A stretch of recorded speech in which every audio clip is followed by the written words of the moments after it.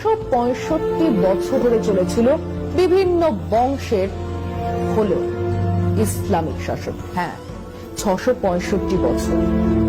গত 6 বছর বিজেপির শাসনে সব থেকে বেশি যে কথা তারা বোঝাবার চেষ্টা করেছে তা হলো হিন্দু খতরে মে হ্যায়। অথচ এই হিন্দুরা অনায়াসে পার করেছে 665 বছরের ইসলামিক শাসন। 665 বছরে কেউ যদি চাইতো তাহলে কি এই ভূখণ্ডে একজনও হিন্দু অবশিষ্ট থাকতো? আমি সুচন্দ্রিমা, নমস্কার। মাঝে মধ্যে ইতিহাস চর্চা করা ভালো। কিছু মানুষ আছেন যারা ইতিহাসের নামে তাদের ইচ্ছে মতো যা খুশি তাই বোঝাতে থাকেন, সেটা বিপজ্জনক। তাই আজ একটু ইতিহাস ঘাটা যাক। মাঝে মধ্যে দেখবেন আরএসএস, বিজেপির লোকজন বলেন ইসলাম কি হিংস্র, তাদের রাজারা সম্রাটরা কি হিংস্র, কি অত্যাচারী না চালিয়েছে, হিন্দু দেখেছে আর মাথা কেটেছে।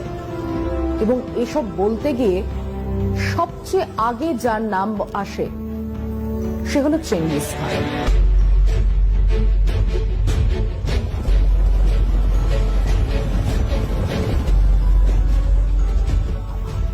ভারতে এসে হিন্দুদের কচুকাটা করেছিল। My name is Khan, Genghis Khan. Khan মানেই মুসলমান, আর মুসলমান মানেই অত্যাচারী, অশিক্ষিত, জ্ঞান বিজ্ঞানের ধার ধারে না, আল্লাহর নির্দেশে কেবল কাফেরদের মারা, এই হলো তাদের কাজ। এবং সেই খানেদের অন্যতম হলো চেঙ্গিস খান।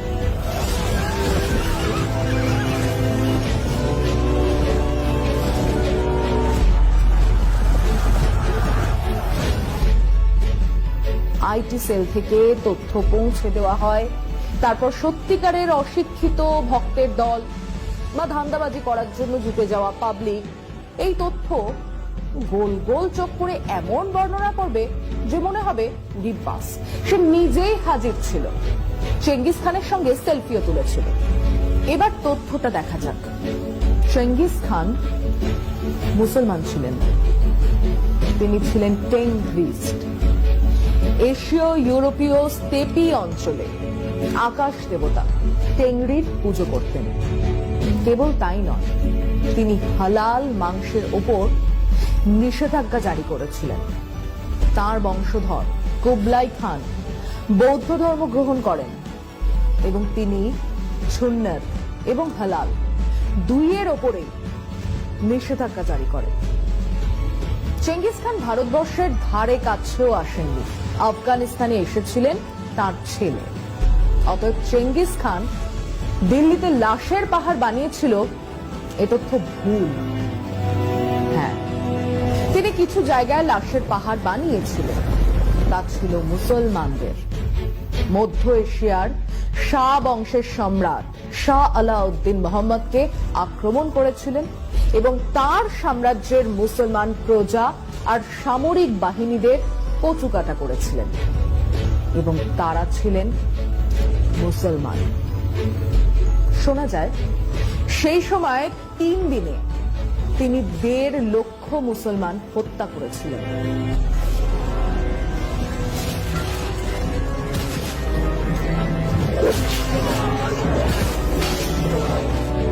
মুসলমান বলে নয়, তারা তাকে বাধা দিতে এসেছিল তাই। এই হলো চেঙ্গিস খান প্রসঙ্গ। এবার আসা যাক তৈমুর লং প্রসঙ্গে। তৈমুর সুন্নি মুসলমান ছিলেন, নকশবন্দ ধারার সুফি ধারার মুসলমান, কিন্তু সম্রাট যিনি তার সাম্রাজ্য বাড়াতে চান, ঘোড়ার পিঠে চেপে দুর্ধর্ষ সৈন্যবাহিনী নিয়ে ছুটেছেন দেশ থেকে দেশান্তরে। সামনে যারাই এসেছেন, সে মুসলমানই হোক, খ্রিস্টান হোক, শিয়া হোক, সুন্নি হোক, তাকেই মেরেছে। লাশের পাহাড় তৈরি হয়েছে। লুটপাট করে ঘোড়া, উট, হাতি, সোনা গয়না নিয়ে দেশে ফিরেছেন। কোথায় না গেছেন, ওধারে চীন, এধারে পারস্য, ওধারে রাশিয়া, আর নিজের রুক্ষ শুষ্ক দেশকে সাজিয়েছেন। বিরাট বিরাট মাদ্রাসা তৈরি করেছেন, তৈরি হয়েছে মসজিদ। এখনো উজবেকিস্তানে গেলে সেসব মাদ্রাসা মসজিদ দেখা যাবে না, তাদের প্রাসাদ দেখা যাবে না। আসলে তেমন বড় প্রাসাদ তৈরি করার নেই। এবার আসি ভারতবর্ষে অভিযানের কথায়। আবার বিজেপি আরএসএস তাদের ইতিহাস বলবে, কিভাবে হিন্দু রাজাদের মেরে কেটে তৈমুর লাশের পাহাড় তৈরি করেছিল।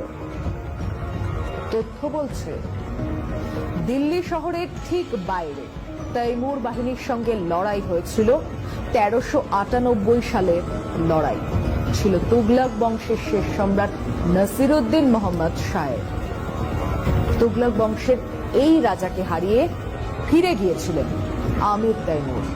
বিশাল ধনসম্পত্তি লুট করে চলে গিয়েছিলেন, যেমন অন্য বহু রাজা সম্রাটরা করত। এই জন্যই তারা তাদের দেশে নায়ক হয়ে থাকতেন। উজবেকিস্তানে আমির তৈমুর আমাদের দেশের গান্ধীজির মতো। টাকা থেকে সংসদ সর্বত্র আমির তৈমুর। তো তিনি ভারতে এসে লড়লেন, কিন্তু মুসলমান রাজা নবাব সম্রাটদের সঙ্গে। বিজেপির হোয়াটসঅ্যাপ ইউনিভার্সিটিতে বলা হয় তিনি কাফের মারতে বেরিয়েছিলেন। আসলে মধ্যযুগের ইতিহাসের যে কোনো সম্রাট নবাবের মতো তিনিও ছিলেন সাম্রাজ্যলোভী, নিষ্ঠুর। মারাঠাদের দিকেই তাকিয়ে দেখুন না, ছেলে ঘুমলো, পাড়া জুড়লো, বর্গি এলো দেশে। এই বর্গি কারা? এরা তো হিন্দু। ভবানী পাঠক কে ছিলেন? কাকে পুজো করতেন? এই বর্গিরা লুটপাট করত।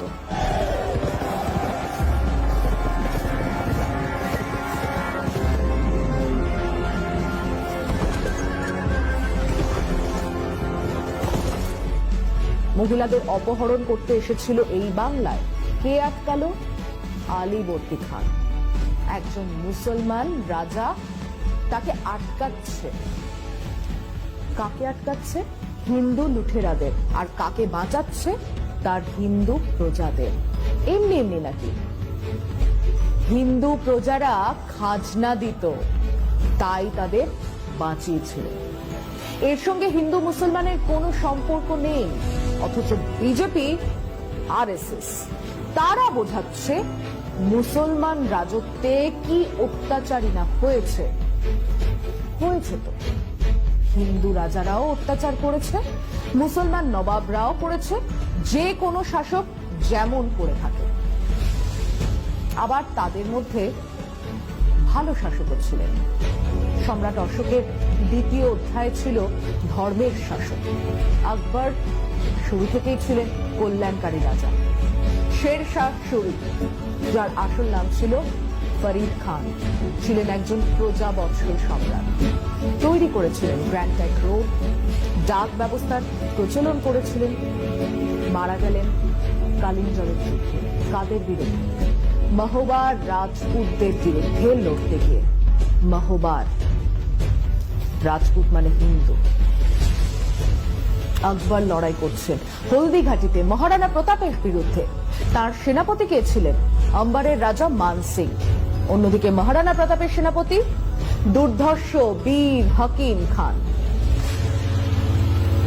তাহলে কি দাঁড়ালো? ইতিহাসের রাজা, সম্রাট, নবাব, সুলতানদের লড়াই হিন্দু মুসলমান দেখে হয়নি। তাদের যুদ্ধ হয়েছে পররাজ্য গ্রাস করার জন্য, সম্পদ আহরণ করার জন্য। আর কোনো কারণ ছিল না। সেই সময়ের মন্দির ছিল ধনরত্নে ভরা, যেমনটা এখনকার তিরুপতি ইত্যাদির মতো। মুসলমান নবাব সম্রাটরা সেগুলো লুটপাট করেছিল ওই সম্পদের জন্য। সোমনাথের মন্দির ও সেই জন্যই লুট করেছিল নাদের শাহ। খবর ছিল মন্দিরের গর্ভগৃহে তাল তাল সোনা আছে। শ্রীরঙ্গপত্তনমের কাছে মন্দির লুট করেছিল মারাঠারা। বাংলার বেশ কিছু এমন মন্দির লুট করেছিল মারাঠারা। আসলে চেয়েছিল সম্পদ আহরণ করতে। কিন্তু যে ঘটনাগুলোকে আজ এত দিন পরে তুলে ধরছে আরএসএস বিজেপি, তা দিয়ে তারা বোঝানোর চেষ্টা করছে কেবল মুসলমান রাজারা হিন্দুদের ওপর অত্যাচার করত। আচ্ছা, আসুন তাহলে আরেকটা তথ্য দেওয়া যাক। 1192 পৃথ্বীরাজ চৌহানকে যুদ্ধে হারিয়ে মোহাম্মদ ঘোরি দিল্লি দখল করলেন। এরপর 1857 সিপাহী বিদ্রোহের পর ব্রিটিশরা আসে। 665 বছর ধরে চলেছিল বিভিন্ন বংশের হলেও ইসলামিক শাসন। হ্যাঁ, 665 বছর, মানে সম্রাট বা নবাব বা সুলতানের ধর্ম ছিল মুসলমান। এবং এই যে বিজেপি রোজ বলে যায় মুসলমানরা আর 50 বছরে সংখ্যাগরিষ্ঠ হয়ে উঠবে, যদিও এখনো তারা ওই 15%ই দাঁড়িয়ে। গত 6 বছর বিজেপির শাসনে সব থেকে বেশি যে কথা তারা বোঝাবার চেষ্টা করেছে তা হলো হিন্দু খতরে মে হ্যায়। অথচ এই হিন্দুরা অনায়াসে পার করেছে 665 বছরের ইসলামিক শাসন। ভারতবর্ষের এই বিশাল এলাকাতে কটা মন্দির ভাঙার ইতিহাস পাওয়া যায়? 665 বছরে কেউ যদি চাইতো তাহলে কি এই ভূখণ্ডে একজনও হিন্দু অবশিষ্ট থাকতো? কোথাও কেউ কোনো ধার্মিক অত্যাচার করেনি, কোনো মন্দির ভাঙেনি। আলবাত অত্যাচার হয়েছে, ধর্মীয় কারণেও অত্যাচার হয়েছে, আলবাত মন্দির ভাঙা হয়েছে, কিন্তু তা ছিল না সারা দেশের, সারা সমাজের কথা। আর সব রাজা, সব সম্রাট, সব নবাব, সব সুলতানরাও একইভাবে ভাঙার কাজ করে গেছেন তাও নয়। ধরুন অরঙ্গজেবের কথা, যে কথা বিজেপি আরএসএস সব থেকে বেশি বলে। আসুন দেখা যাক সত্যিটা কি। অরঙ্গজেব নাকি কাশী বিশ্বনাথের মন্দির ভেঙেছিলেন, ঠিকই বলছে।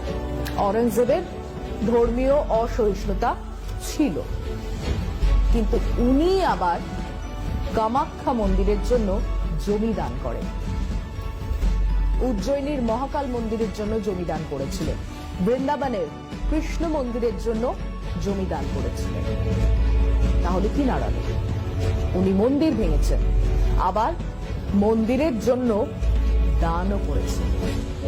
উনি ধর্মভীরু মুসলমান ছিলেন, মসজিদের জন্য প্রচুর দান ধ্যান করতেন, স্বাভাবিক। কিন্তু গোলকুন্ডার রাজা তানাশাহ তাকে খাজনা দিচ্ছিলেন না। ওদিকে প্রচুর ধনরত্ন এক মসজিদের ভেতরে জমা করেছিলেন। অরঙ্গজেব সেই মসজিদ ভেঙে ওই ধনরত্ন লুট করেন।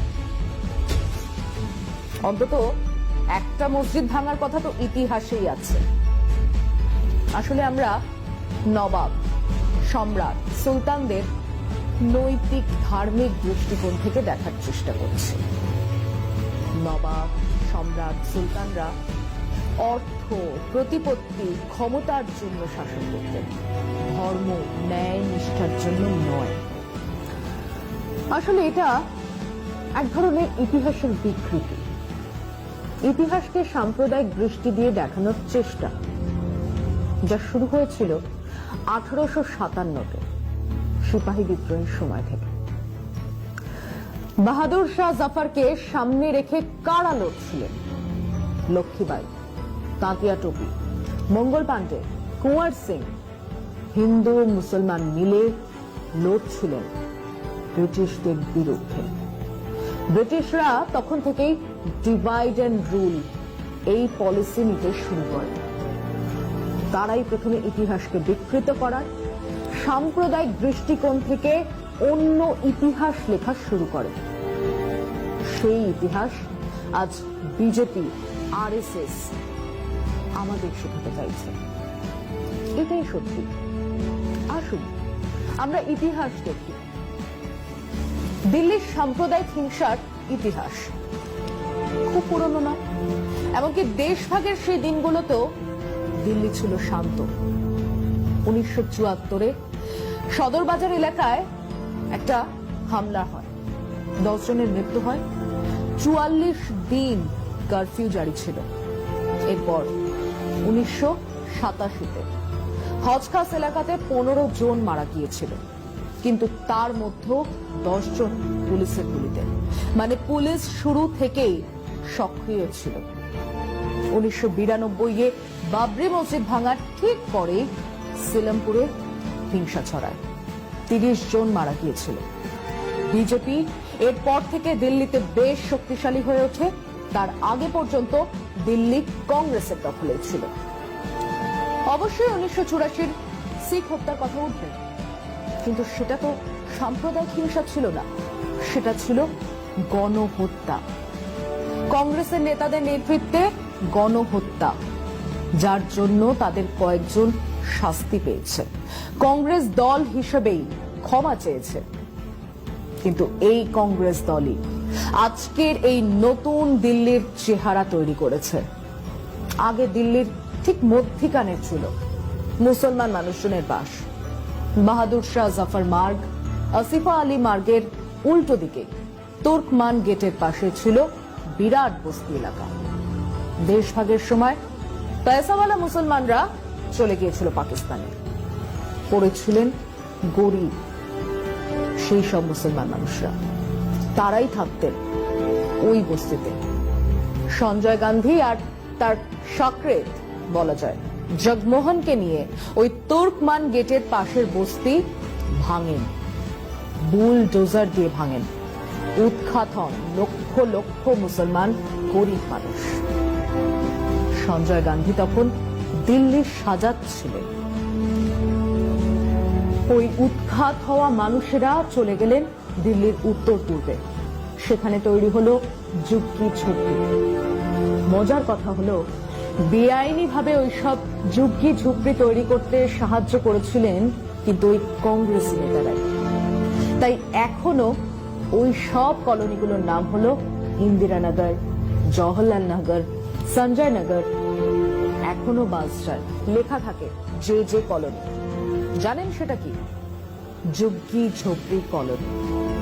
সেসব বেআইনি কলোনিকে আইনি করা হবে বলে প্রতিশ্রুতিও সেই কবেকার। এবারেও নরেন্দ্র মোদী বললেন, কিন্তু রেজিস্ট্রি হলো মাত্র 29 জনের, তাও আইনসম্মত ভাবে নয়। সে কথা যা বলছিলাম তা হলো, ওই তুর্কমান গেটের পাশ থেকে সরে গিয়ে যমুনা পারে কিছু মুসলিম ঘেটো তৈরি হলো। সেখানে দেশের অন্য প্রান্ত থেকে মুসলিমরা এলেন, 71-এ বাংলাদেশ থেকেও এলেন, কিন্তু সব মিলিয়ে ওই ঘেটোর মতোই হয়ে রইল। হিন্দু মুসলমান এলাকা হলো না, হিন্দু এলাকা হলো, মুসলমান এলাকা হলো, এবং এই অঞ্চলে কমিউনাল টেনশন লেগেই রইল। হিন্দু এলাকাগুলো 1992 থেকে বিজেপির এলাকা হয়ে উঠল, আর মুসলিম এলাকা হলো কংগ্রেসের। অবশ্য 2015 থেকে এই এলাকাগুলো চলে গেছে আপের কাছে। কংগ্রেস ক্রমশ শক্তি হারিয়েছে।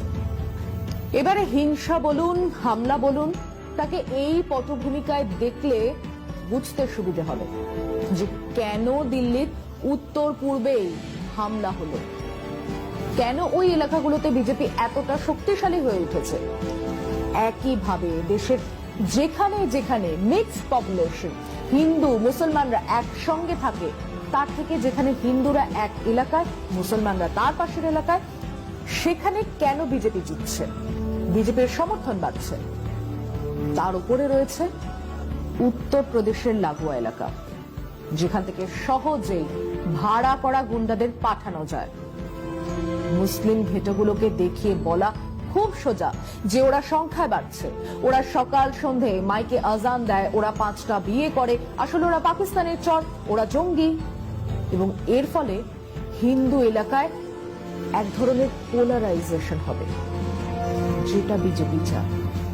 সেই পোলারাইজেশন থেকেই স্লোগান উঠবে, দেশ কে গদ্দারোं को गोली मारो।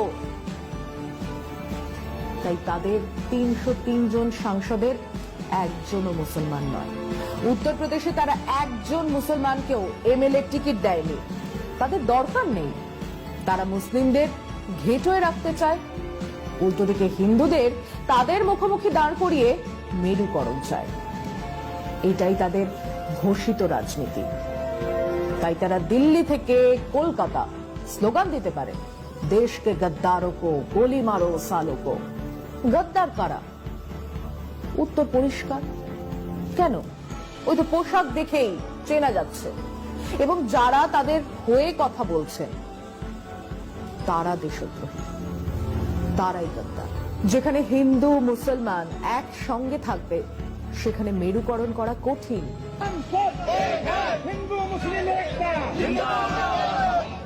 সেখানে আঙুল তুলে গুজব ছড়ানো কঠিন। ওরা রোজ গরুর মাংস খায় বললেই কেউ বলবে, ধুস, চাচার তো ইউরিক অ্যাসিড, মাছ মাংস কিছুই তো খায় না। গুজব ছড়ানো হলো ওরা রোজ কাফেরদের মারবে বলে নামাজ পড়ে, তখন কেউ বলবে, ধ্যাৎ, তাই হয় নাকি, এই তো সেদিন বুলু পিসিকে রক্ত দিল ওসমান ভাই। তাই ওরা চায় আলাদা করতে। বিজেপি আরএসএস চায় মুসলমানরা খিদিরপুর আর পাক সার্কাসেই থাকুক, গুজব ছড়াতে সুবিধা হবে, হিন্দু ভোট মেরুকরণে সুবিধে হবে। এটাই তাদের রাজনীতি। এই রাজনীতির বিরুদ্ধেই কথা বলতে হবে।